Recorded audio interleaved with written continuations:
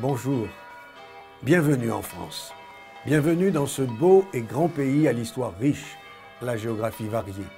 Pays de la liberté, des droits de l'homme, pays qui rayonne par sa langue, sa culture, ses arts.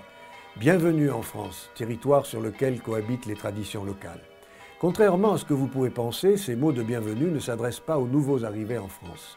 Ils s'adressent à cette catégorie de Français qui semblent ne pas connaître la France, son histoire, ses traditions, sa culture. Et je parle notamment de ces urbains qui, l'heure de la retraite arrivée, une fois installés à la campagne, recourant à l'alibi de la laïcité, ont réussi à mettre en retraite forcée les cloches du village, et ce, contre l'avis des autres habitants. Car en réalité, c'est le bruit des cloches qui les dérange. Et s'ils le pouvaient, ils tendraient bien le cou aux coqs qui les dérangent aussi, et qui, s'ils habitaient sur la place du marché, ils interdiraient aux primeurs de crier la beauté et le prix de ces tomates. Mais là, l'alibi de la laïcité ne peut être avancé. Est-ce que vous aimez le latin? En voici. Si fueris Romane, Romano vivito more. Si fueris alibi, vivito sicut tibi. Littéralement, si tu es à Rome, vis comme les Romains, et si tu es ailleurs, vis comme on y vit.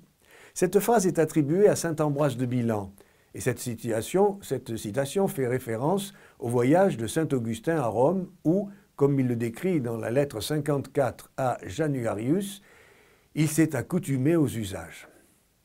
Oui, à Rome, vis comme les Romains, et sauf étourderie de ma part, les Romains, et dans le cas présent, les Françaises, n'ont pas pour habitude de dévoiler leur poitrine et de simuler un avortement au beau milieu d'une église.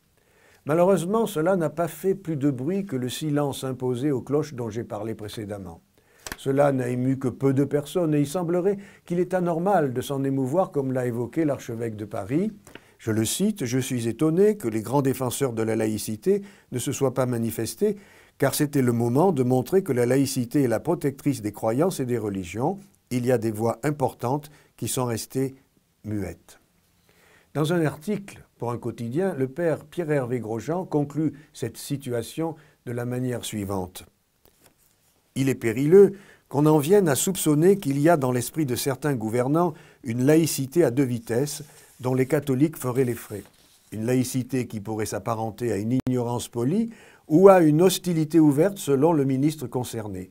Une laïcité mensongère ou idéologue qui ne serait pas au service de tous. Redisons-le donc simplement mais fermement, une laïcité qui ne serait pas le respect de toutes les religions perdrait sa crédibilité. » Alors ces deux exemples prouvent cette laïcité à deux vitesses. Une laïcité qui impose le silence aux cloches, blâmant ainsi une tradition liée à l'histoire religieuse de la France, et qui laisse sans broncher de jeunes femmes au sein nu rompre le silence d'un édifice religieux en simulant un avortement. Alors, il y a silence et silence.